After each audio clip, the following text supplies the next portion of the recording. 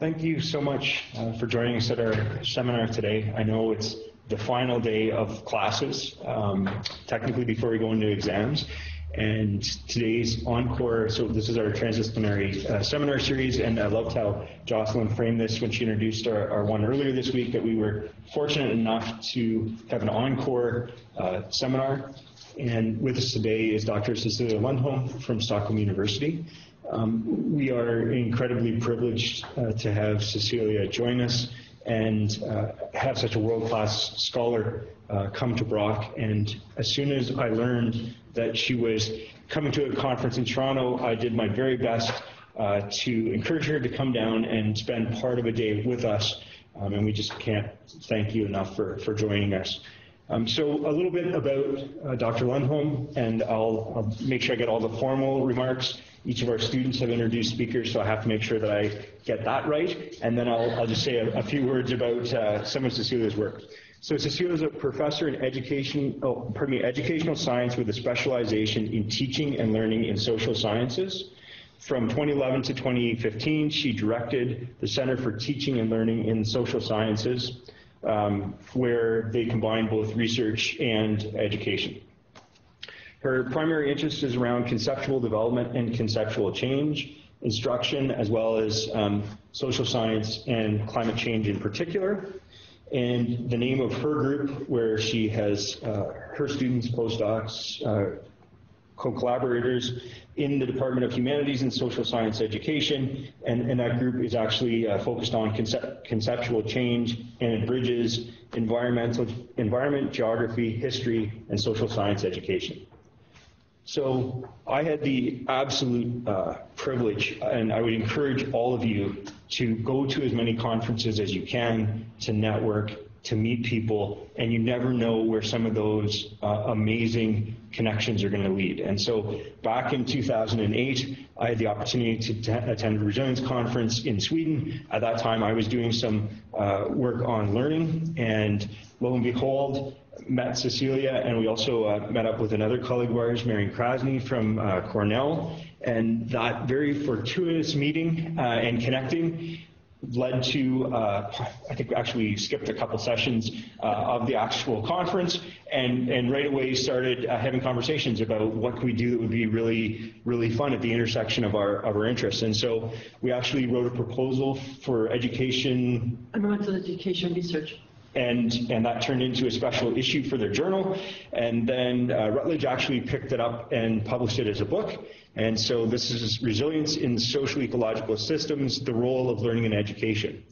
And I was reflecting this morning over a cup of coffee with Cecilia how fascinating it is for someone who has a natural resource management conservation background and the way we use learning, all of a sudden to work with someone who's trained and specializes in education. And you know, again, I think this is the benefit and opportunity that we have as transdisciplinary scholars and social sustainability scientists to make some of those bridges, but also we need to be so cognizant of where the boundaries of our own expertise are. And I've learned so much from Cecilia over the years, recognizing that, you know, a little bit of knowledge about a particular concept is really dangerous. So for me, it's like, okay, learning, here's how we're using it in natural resource management. There's a whole area of scholarship that has been specializing in education and learning in a very formal way for a long time. And that's humbling and also something just to really be aware of. And so Cecilia has taught me a tremendous amount. Her more recent book is on environmental learning, insights from research into the student experience. And she co-wrote that with Mark Robson and Nick Horwick.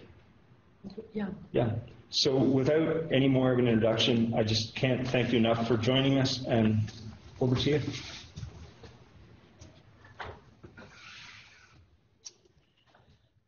Good morning, everyone. I would like to start to thank Ryan for such a kind introduction. And I was also going to start off by talking about the conference in 2008. And as you were saying, as we have many students here, conferences are for networking. And so Ryan and I have been collaborating on projects and been my most important international scholar in the years. And then I want to encourage you on a second thing, because right after that conference, I had a fellowship in the UK for 9 months. I didn't have any funding, I didn't have a position. I ended up in a nightmare place called Staffordshire. It's not beautiful, but I met with a colleague, Peter Davis, and none of the work that I will be presenting today and the focus on teaching and learning economics and economics knowledge relating to the environment would have been possible without him. So conferences, international postdocs, that's something to push for. Yes, so I'm also grateful for coming here, and we could make this happen. Thank you, Ryan. I'm so glad to be here. And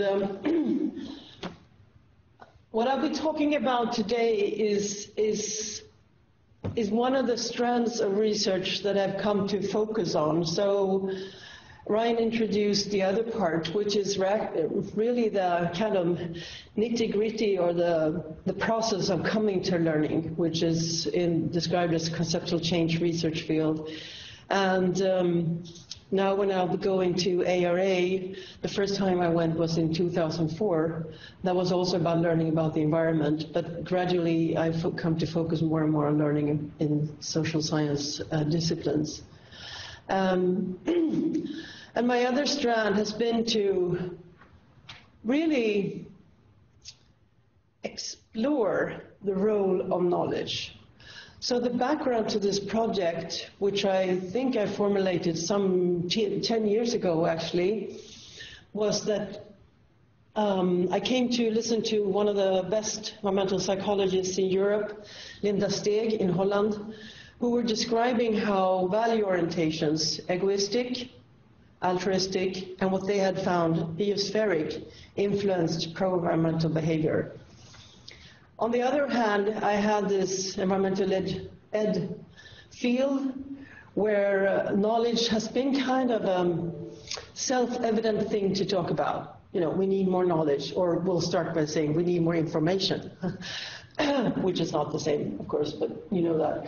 And so I had kept in mind seminal work. It's the most downloaded paper at the journal Environmental Education Research. It's titled Mind the Gap. And it's by Komos and Ayman in 2002. And that paper was really saying that, and I'll come back to that, what is the role of knowledge? And secondly, most important in that paper is that they talk about action in different ways, and I'll come back to that as well. So, not being trained in natural science, but doing environmental ed research for 25 years, all my colleagues have always been natural science people. And it's very much taught in natural science or geography in Sweden. And I think that's fantastic. We have lots of biology teachers who've done just a great job because they understand, you know, we have some problems in the environment, so let's do some education around this. But in the back of my mind, it's always been, as I said, what kind of knowledge? What is important? Why would it be important in relation to what kind of different actions and so on? So, the work I'll be presenting here today is just posing those two big questions in the same project with lots of undergraduate students. We traveled with surveys on the planes and on the trains, and we got 7 universities to collaborate. We ended up with 2,500 surveys. And it's the biggest thing I've ever done. And we didn't want to use the internet. If you wonder why would she do that, we didn't want to use the internet. We wanted to be in place in Umeå, in the north, in Lund, and so on, and say, here's the survey. You got 25 minutes during lunch. Here's the cinema ticket for you to do it. So that's a bit about the practicalities. Anyway, let's move forward. So I wanted to share all the people that made this project come through, and we're a mix of education people. I just mentioned Peter Davis, now at Birmingham University, so he's expert in teaching and learning economics. We have Niklas Haring, who is a political scientist, also education person. This is a political science person who is very interested in conceptual change in social science and political science. I won't talk about that at all today, the results. And Caroline Nell, who was a PhD student, who is now joining me at ARA and actually just got a position last week. So we're happy to do some future work.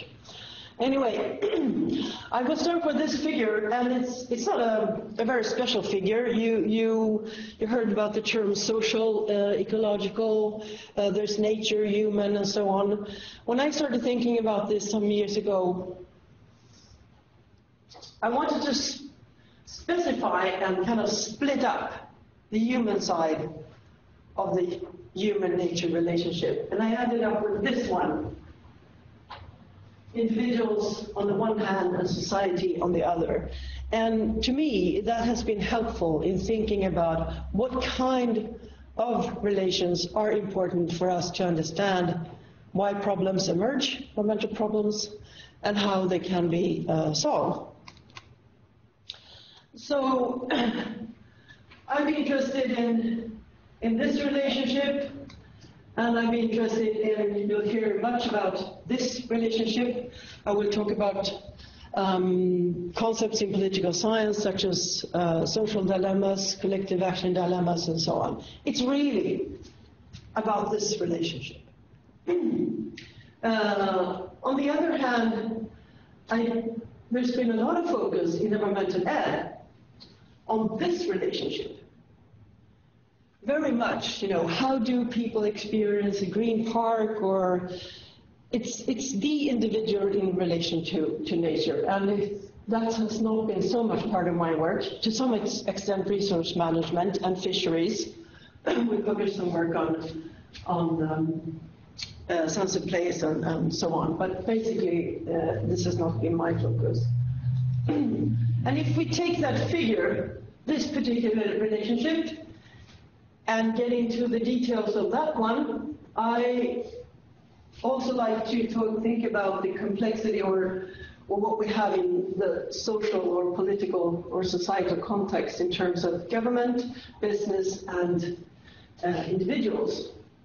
And all these groups or actors or institutions are interdependent on each other.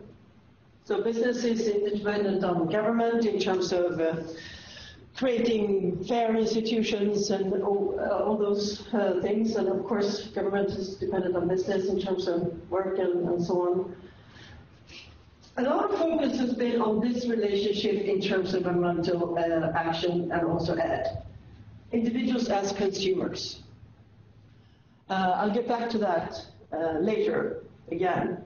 But I've also listed individuals here as voters, supporting a government or not, or policies, we'll come back to that, and as citizens.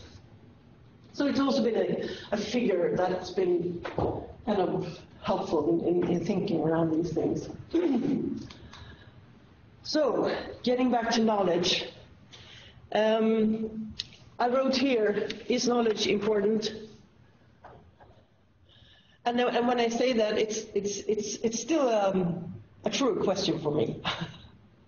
And the things that I will show you in terms of the impact of knowledge is still something that we would like to conduct more research on, especially with upper secondary students, which is almost compulsory in Sweden today. So you will reach all young through the educational system. Well, not as in the Cobb model. And this is the model that is discussed by Kolmos and Eiermann. So this model is really showing change of knowledge, or knowledge will change your attitude.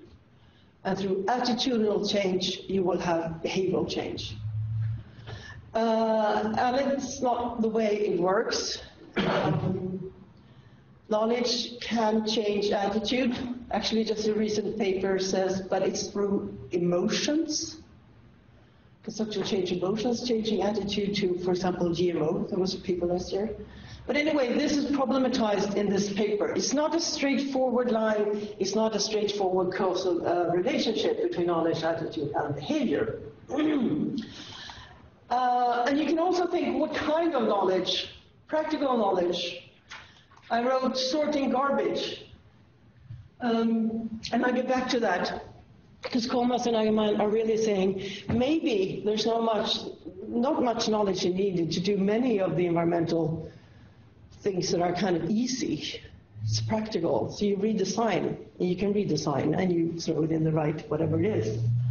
But of course, there's other kinds of knowledge. You have fisheries, for example, you have professional knowledge, and you have a know-how. You also have natural scientific knowledge. And I'm the first to say this is hugely important. I had a conversation with Ryan this morning.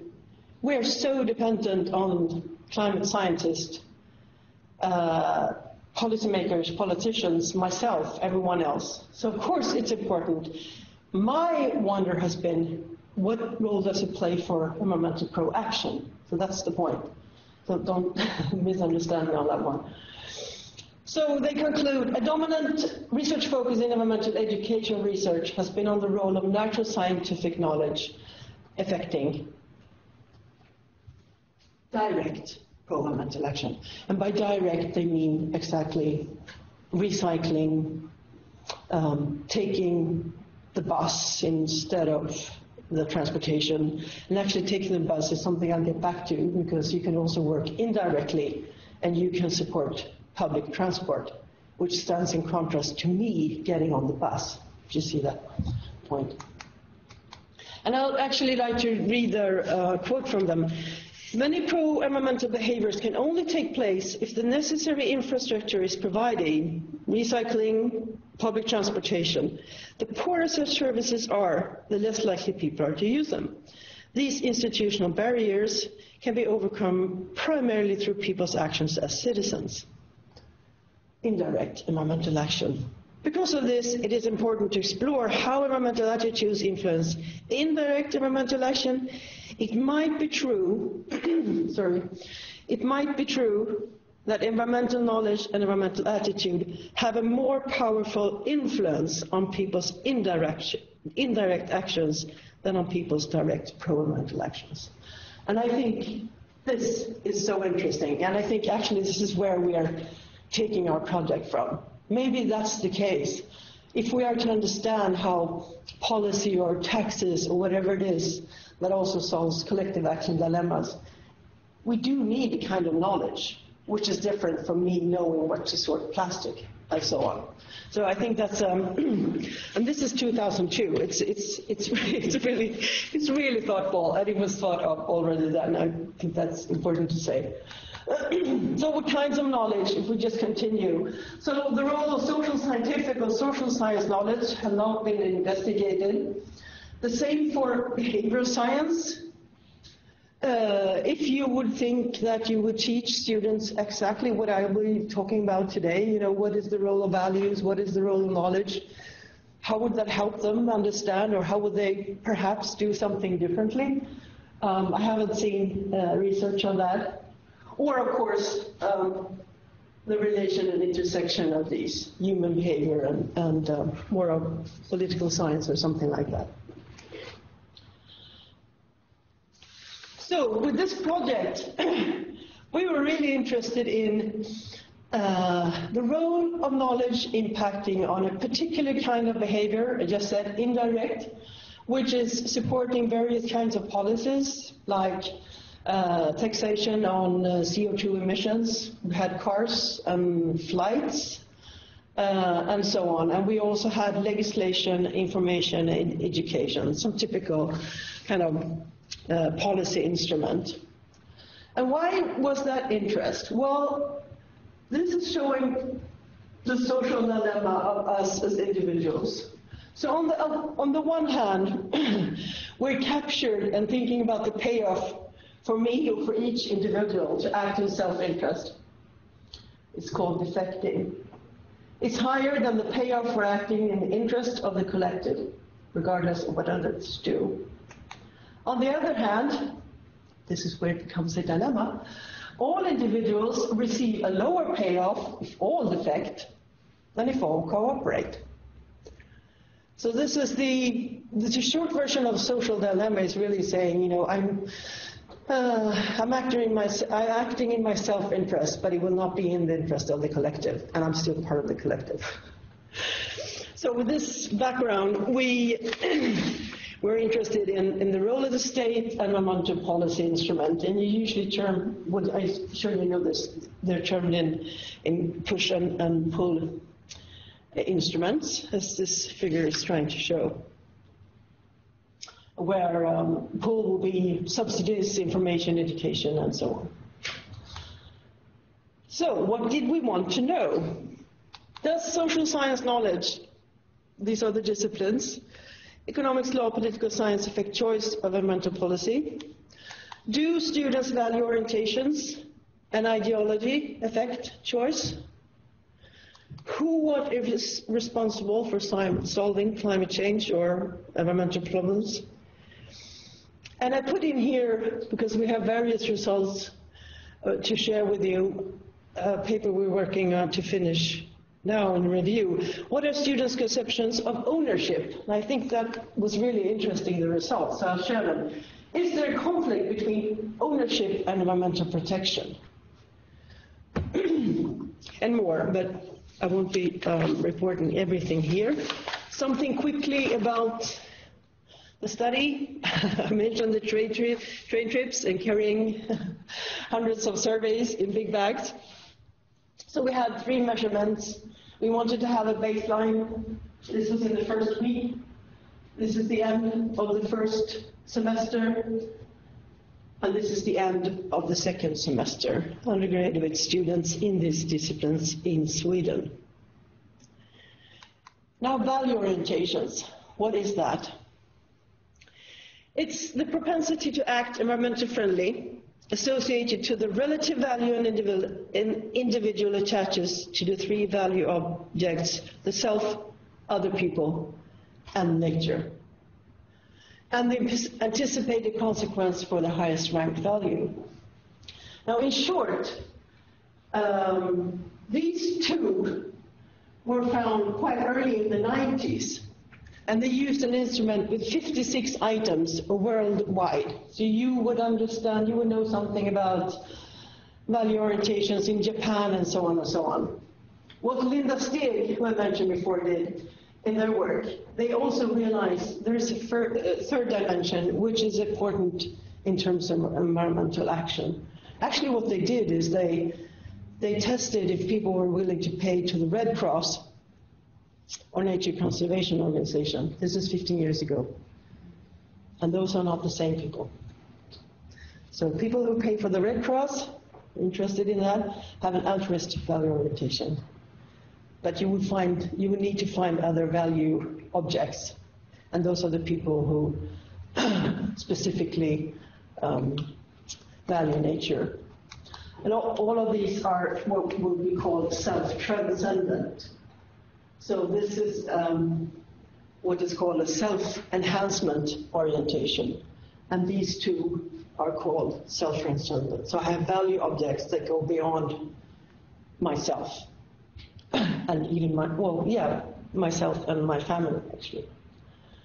And we measured these as well in the study. And actually, again, it was to see, what is the role of values and what is the role of knowledge. So first, coming to results concerning value orientations. Women, left-wing students, and students studying political science show stronger support for environmental policy instruments. And there was a positive correlation between altruism and support for taxes and regulations, and even stronger between biospheric. We were not so surprised by this, but it was confirmed. I guess in terms of where the context, I guess it was political science students that was interesting in terms of sharing these results with people who work in economics, law, and so on. What kind of students do they meet? And we have a paper specifically, I wonder if I have that in the end, where we just measured the value orientations of these 3 groups. And the law students really stick out. So It's the lowest biospheric, and it turns, it decreases after 1 year. And this paper is now being, we say, copy editing, and we'll share it with law people. Not to say that, you know, this is tricky and it's kind of problematic to talk about value in education, of course. But I think, and I'm not saying law education should be value laden or anything, but I think in terms of lectures, I think it's for them to show this is what your groups of students, this is where they're heading. And people might have, as I will show you sometimes, I think incorrect ideas. There's been a lot of research on economic students. And I think our results kind of go in show something different. Anyway, and there's a weak negative correlation between egoistic value orientations and EPI. Not that surprising. But interestingly, we saw the same results with students in upper secondary education. I won't go into all these papers, but I will say we targeted upper secondary students because research on value and value orientations shows that nothing really changes after 21. So we wanted to capture an age group where there could be change. And there is. After 1 year, they're going in all directions, moving from egoistic to all the others. You can imagine, the arrows go everywhere. So there's definitely, so this is the last years, they're from 17 to 18. That was the follow-up year. But in terms of understanding how they're thinking, I think these results just raise questions. After a year, students with an increasing egoistic value orientation, so in contrast then to the other study, viewed taxes as a more efficient solution to mitigate climate change. So that was a bit surprising. Can't really explain that. But they were not willing to pay higher prices or support higher prices. So we don't know what's going on. And again, you know, is it that they don't really see the consequences? Or it sounds good, yeah, but in the means you have to pay more for your next flight. So I think this is just showing that we don't have a clear picture, but it might be that they don't have a clear picture of the relationships as well. So, ideology, I think this was really interesting. We put that in the survey. It wasn't supposed to be there from the beginning. As I said, we had value orientations in focus. But there were real differences here. So, students who are more left-wing, left-oriented, they would support taxes, the push instruments. And students who are more oriented towards the right, they would support pull, where the freedom of the individual is higher and the role of the state is more limited. So they would support subsidies, like we'll encourage business too, etc. Now the question, who is responsible? I think that was interesting. So in the beginning, all the students ascribed individual high responsibility for solving mental problems at the start. And after one semester, that decreased. On the other hand, because my colleague Haring was saying, they go to education and they think individuals have no responsibility. But that's not how I interpreted the data. You can also say, on the other hand, institutions are ascribed higher responsibility after one semester. So maybe that's an outcome of education. Rather than thinking, I'm supposed to be responsible, but we can have a discussion on this, because in one sense, of course, everyone is. But they put the responsibility to institutions, and here's the difference. So political science students, they choose political institutions, and economic students ascribe business a high responsibility. You know, they could choose. So they could have been reversed or they could have been equal, but probably affected by their education. This is, I learned about the political system. The institutions should be doing this. I learned about business. Business should be doing this. But yeah, we can talk about the results. And so I put in here something also about conceptions of conflict between ownership and environmental protection. And so we had, not we, this is all due grace to my colleague Thomas Torbjörnsson, who sat with 800 open-ended questions. He did a fantastic job. The second measurement, they were turned into non-open, but the first data set was really huge. And we wanted to focus on this aspect, and I'm glad we kind of did.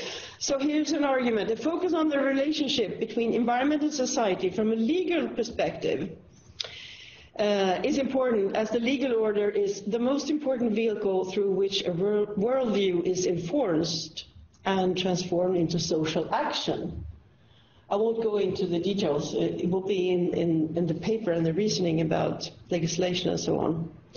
And what do the results show? Well, there's a dominant view of ownership in terms of an individual, first person. And there's no association to collective ownership. It's completely absent. And the object will be ownership of land and forest. Those are the two most common. And it is kind of interesting, because if they use forest, they would know that the state and the government in Sweden owns a lot of forest, actually. And there's been kind of just when we went out in 2014, it became a kind of a debate, how should we manage forestry in Sweden? Who are the owners? Well, they vary a lot. And most students perceive a conflict between ownership and environmental protection, and it was more common to see the environment than the owner as the losing part. And in terms of change, 1 semester. I think that's interesting also, just 1 semester. Both law and political science students, to a substantially lower extent, view the environment as the losing part. On the other hand, or in contrast, economics students increasingly view the environment as the losing part. So I think this is also interesting in terms of, well, we'll come back to that, but do we in our social science, or do we in environmental ed ever talk about ownership? How does ownership relate to protecting the environment better or worse or not at all, and so on? Again, it's the relationship between individual environment or society and the environment. I'm not sure why we have these results. We can come back and talk about the economic students, as I said before, because it might be that through economics you come to understand about, for example, negative environmental externalities and so on, and you come to understand that there's somebody losing here. And who is losing? Well, it's nature. It's kind of basic within the discipline, I think. And I think it's very helpful, and I'll come back to that in sense of understanding price and action and the role of the government. So finally then, what is the role of knowledge, and does it affect the choice of solutions? Well, again, economic students show stronger support for subsidies and taxes than other students do. So these are the students that after 1 semester will be most supportive of taxes. And I think that's because they understand about the market and all of that. However, and here's a problem which might need where we should need to address, it was not correlated with increase in knowledge in economics as measured. So we had like 4 questions on price and externalities and so on. But what are or is the causes? Why? It could be that we didn't measure what the curriculum was really talking about in terms of negative environmental externalities, and policy and taxes just so self-evident. But it was because it's higher among these students than political science and law students. A second paper finding was just pulling out, taking this particular item where students are asked to define what is the social dilemma, like I showed you before. And I think this is really interesting. Students who just answer correctly what social dilemma is are more supportive of environmental policy instruments than students who answered incorrectly. And Nicholas, when we were making the multiple choices, I think which turned out really nice, the social dilemma, one option was to tick and say, well, you know, it's about norms, you want to be, you know how you should behave, blah, blah, blah, blah, blah. 50% ticked that one. And so he was also in shock, political scientist. Only half of the students got that concept right. So in terms of education and so on, anyway. And this, I think, is our most interesting finding, because value is contested. You know, we should be, in Sweden we have a curriculum. It's also about values and democratic values and so on. And it's debated to some extent. How do you teach without indoctrination? How do you keep to democratic values? What are those? And so on and so on. But still, these results show the students in upper secondary education, knowledge had a stronger influence on policy support than value orientation. So it's really in this paper that we kind of put the 2 dimensions together, and through different statistical analysis could come to this conclusion. And I will just share with you a picture. It looks messy, but it's a very common values, beliefs, norms theory by Stern. So it's very much used in environmental psychology and so on. And we interpreted it and saying, here are the value orientations. They would affect our beliefs about adverse consequences, ability to reduce threat, and so on, which then would affect our personal norms. And if we take that picture and go here, this is the personal norm. I'm willing to support political proposals on increased tax for car petrol. And I quote them, belief in the efficacy of taxation was directly associated with change in norms. It was positively correlated with change in readiness to accept higher taxes and with change in readiness to accept higher prices. And we write in the paper, given that expenditure taxes, which raise prices from a major part of tax policy opportunities, this consistency is encouraging. So this was published in October in Environmental Education Research, and it has really spurred me and Caroline, who I mentioned before, to try to do a bigger project with many students in upper secondary students to explore more what understanding about social dilemmas, collective action, etc., and policies could play an important role. And just 2 pictures to finalize and maybe provoke, but not the context perhaps. This is a picture from my closest grocery store. It says, close the door for your grandchildren and save money, 50%. And when I was doing this project, I think a year ago or something, I took a picture of that. This is, because my point is here to say, in our everyday lives, we encounter theories of solutions. In conversations with people, from media, from politicians, and so on, and even from my grocery store, close the door, close the door. Then, think about your grandchildren. And this is one way. So this is highlighting moral behavior. Another picture I took is from a store which sells a lot of non-so-damaging environmental products. And it says, change the world. And fika i taget means, a coffee at a time. So this is also communicating a solution, but through consumption. But if we get into consumption, we also get into the social dilemma, because I'm dependent on other consumers, etc., etc.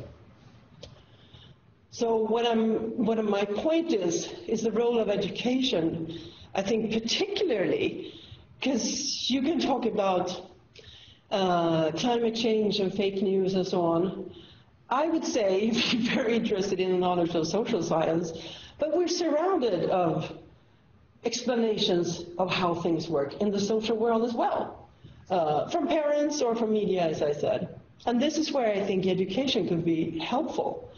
So we needed to explain causes and solutions, knowledge about the relation between the individual and the collective, and then environmental problems like social dilemmas, collective action dilemma, the sucker effect, which also is interesting. Swedish people will stop going to Thailand, but everybody else is going. So I ended up having a really cold winter and got really sick and so on and so on and so on because I decided to stay. It's what the ecologists call the sucker effect. Also, thinking the importance, knowledge about the market, price, and negative external effects, because it's so close to our everyday lives, and to understand why there is a losing part somewhere. And also, knowledge about the state. As political scientists would say, the role of the state is to come in as a third party and to get collective action going. And it's done through policies of different kinds, and how these policies, why they work and what effect they have. And then I also think, when I speak to social scientists or social science educators and teachers, who I encourage to take on a role when it comes to teaching environmental ed, as I said before, they have not really. But talk about the environment as a case. So in many countries, we generally view education and healthcare as responsibilities of the state. We could also view nature and the environment as a state responsibility in providing a healthy environment and resources for all citizens, and subsequently a role to support and maintain these services. So while social science education, among other things, will talk about government and its role, this is the environment could in that sense be a case, to say. Okay, I've finished there.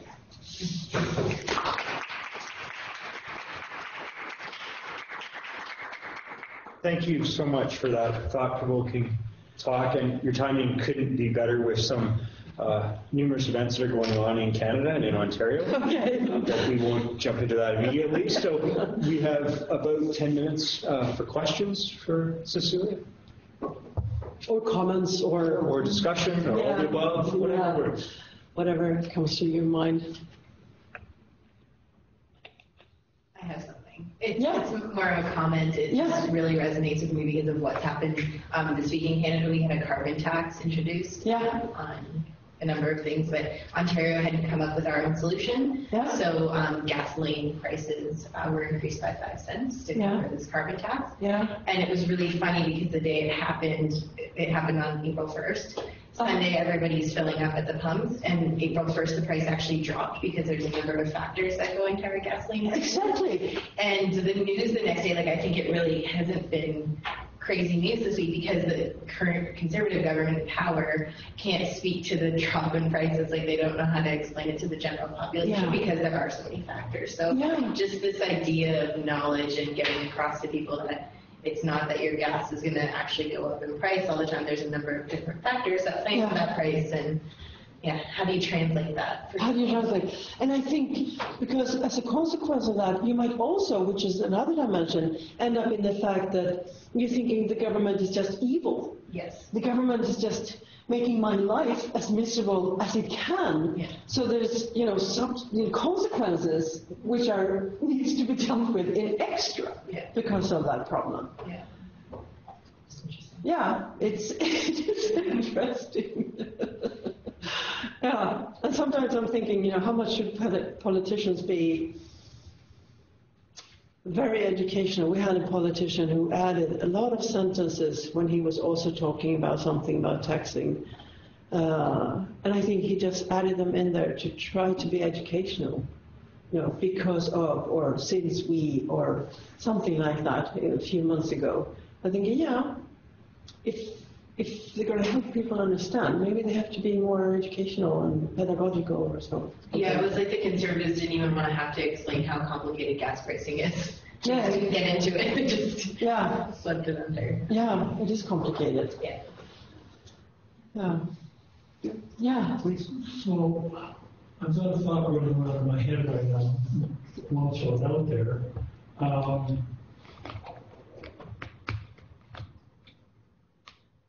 think it was just this December when China said that they were no longer taking in waste from other countries. Yeah. Since that happened, there has been more recognition by governments, individuals, and businesses that single-use plastic is a major issue right now. That there is practically every country in the world is looking at addressing it. So what's happening with regards to this issue as opposed to climate change? Is it just that everybody sees for themselves more the impact? Or can envision the impact if they're not taking my waste, then the waste is going to end up in my yard type of thing? What might be going on with regards to that?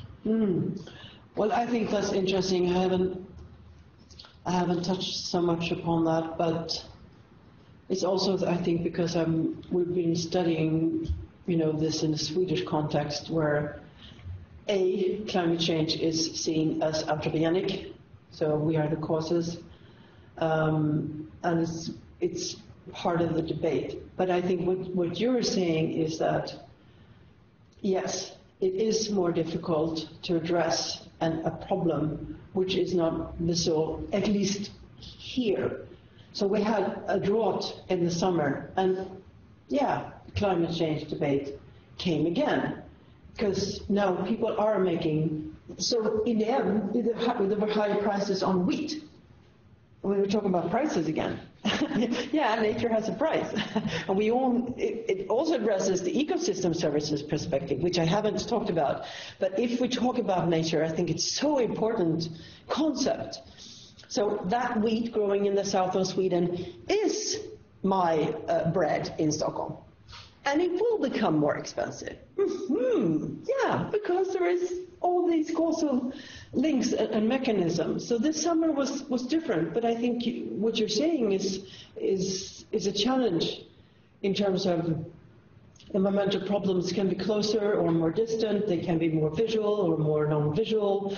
They might be more health related. We have a discussion now actually in Stockholm from a report that maybe the air in Stockholm is cancerogenic. It's actually causing cancer, why cancer has increased so much. And having a health perspective on the environment is yet another dimension in linking it to your own life. You know, I might die. I take the car, but I might die.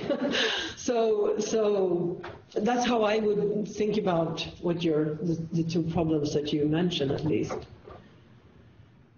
And the sea. We've seen so many pictures now of the plastic. It's enormous. It's actually enormous. And I was in France, and the coast, where they put up big garbage places, so people will go and pick now plastic when they're doing their walk, which they wouldn't have done, I think, a year ago. Yeah, anyway. Jocelyn? My background is environmental restoration, so it's looking at problems, fixing problems. How do we get this fish past this barrier? So shovel in ground solutions, it's very practical. In our climate change class, I'm not a climate change expert at all, we have to do a book review, and my professor at Divi, she recommended my book. I didn't get to pick, and she said, I really think you need to read Mike Hume's book, Why We Disagree About Climate Change. Why we disagree about climate change. Okay. And I'm not sure. And so when I opened it up, like the first sentence, he says, climate change is not a problem to be solved. And I was like, what? Yeah. And so it's been a great book for someone like me, because that's the lens I look at everything through. How do we fix this problem? And I didn't cheat. I didn't go to the end of the book to read it. I read it in order. And the problem is us. And it's not an environmental problem, is the theme of this book. So it was really quite profound for me to go, oh, what do you mean? No, I'm very much aware. I have several colleagues in the U.S. we did them at ARA who are really interested in climate change education, and I realized through the years it's very different. And it's also become politicized in the sense that who said that in terms of the liberal, the Republicans or the Democrats. So, and both are problematic from an information point of view. So if the Democrats say, it's overestimate or over stressing climate change, if the Republicans say it's just negative. So I can imagine the difficulties in communicating on climate change if it's that politicized. And we'll be at a symposium now at ARA. We'll be talking about epistemic cognition in relation to climate change. And epistemic cognition is a focus on how we understand science. And we want students to have an elaborated view on science, to be able to say, well, this might be revised and it can change. On the other hand, our own paper, so that's a more elaborated view we want students to have about science. But when the example is climate change, we need this is what we will address on Monday, we need a more elaborated language. We suggest to talk about probability and evidence. It's such a high probability that this is anthropogenic, and the evidence is this and this and this. I was just thinking about how people view science and how you get to that thing where everything around climate change is just contested. It's amazing, and I think media has played a really bad role because of their media logic in terms of having two parties and kind of 50% idea of communication. But that's not how.